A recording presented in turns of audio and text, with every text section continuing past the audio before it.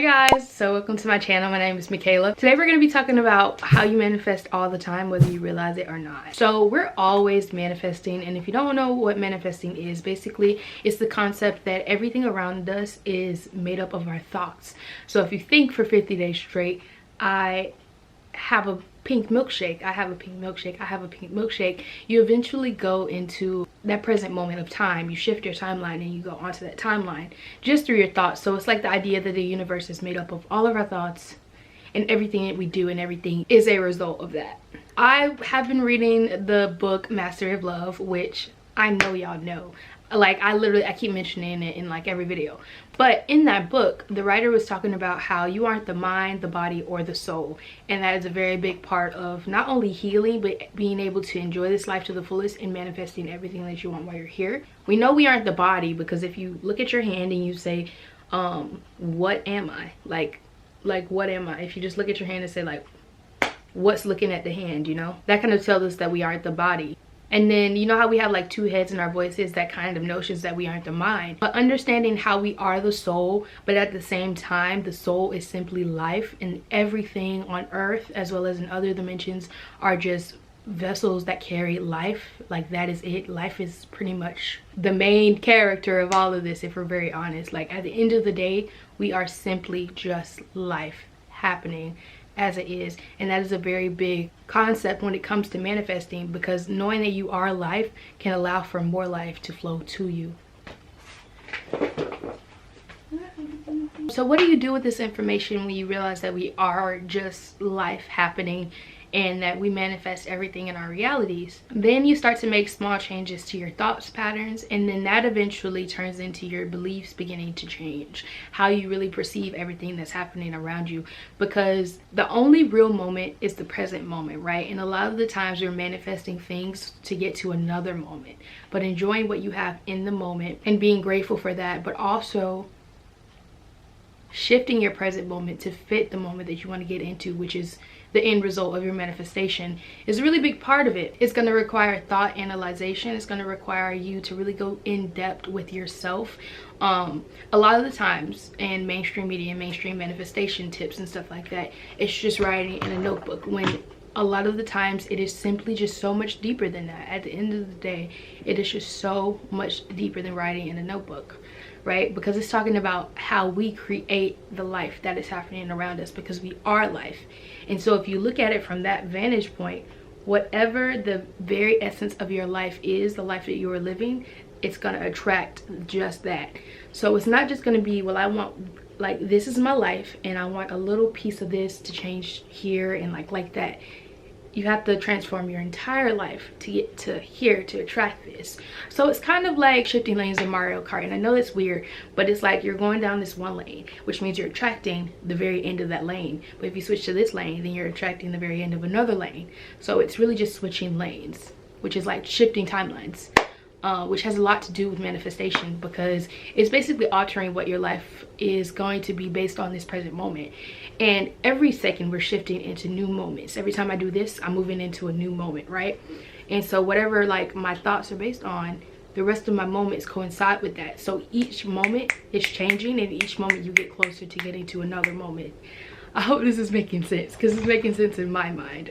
But understanding how that thought analyzation works and how traveling to a different thought to really manifest the life that you want works is one of the key things of healing, so that you can easily manifest the things that you want into your life easier. So again, I just want to say healing is not easy. It is difficult, okay? It's not just something very simple, because society has programmed us to ignore the things that we need to heal. They've taught us to suppress it, to ignore it, and different things like that. So the very essence of being here and being in this life on earth is learning the things that unlearning the things that we were taught as children, unprogramming ourselves and from the program of society. And as you begin to shift every single moment, then you slowly begin to shift all the other moments in the future.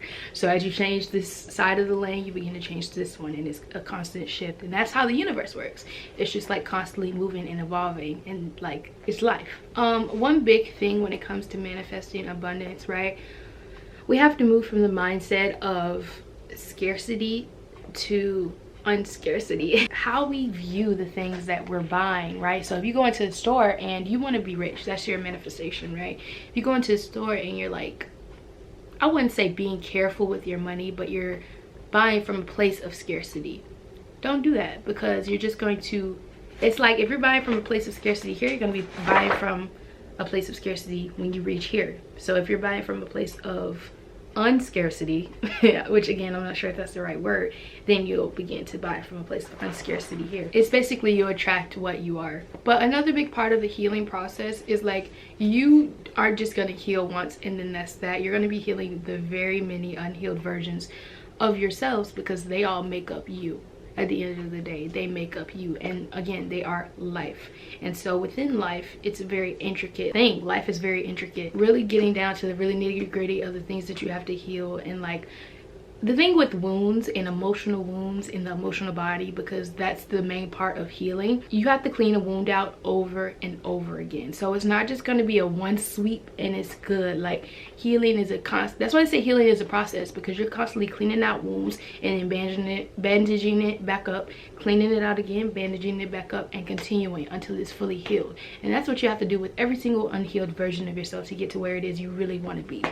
And it takes work. Another thing, I was talking to this with a friend the other day. Like, she was like, well, how do I heal these different versions of myself? And I told her, for me, journaling helped, but that was not the main thing. One of the main things I did was I would put my headphones on and I would sit, and instead of meditating like usual, I would just sit there and I would picture my younger self, or whatever version of myself I was trying to heal. I would picture her with holes in her and like being broken or whatever, right?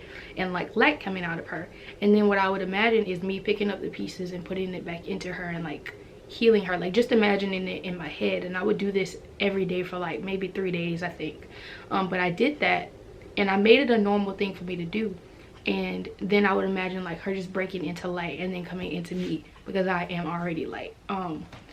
Like in the imagination thing, right? So that was one of the main ways that I healed my inner child, and how I healed the different versions of myself. And you have to also allow yourself to believe that you deserve the things that you are trying to manifest. If you don't personally believe yourself that you deserve these things, then they aren't going to come to you. And that's where mindset shifts happen. You have to really go back to the root of why you think this thing and why you think this way, and then constantly try to repair it and resolve it in your mind to think something completely different, because you want something completely different. Like when it comes to money, with me, I wasn't raised in like a rich home at all.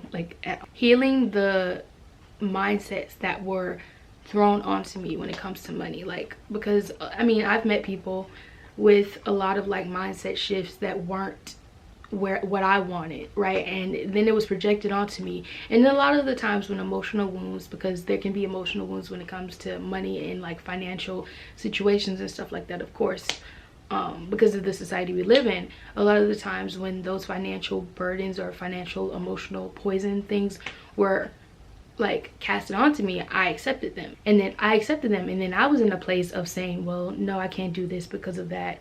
Like, just basically accepting it and feeding the fact that I didn't have the amount of abundance that I desired. So when we move out of the mindset of I cannot do this, that's when things really start to change and really pick up. Because if you make yourself believe, if you make your life vessel a place of belief, then it'll change the timelines of things. But at the end of the day, when you change what your life/emotional body perceives, you change your reality. Yeah, that's the video, guys. It was kind of all over the place. My thoughts when it comes to these things are just racing, and there's just so many concepts and ideas that like are in my head. So I really try to get them out, but I really hope you guys enjoyed this and I hope it helped. Comment down below what you think. Yeah, bye.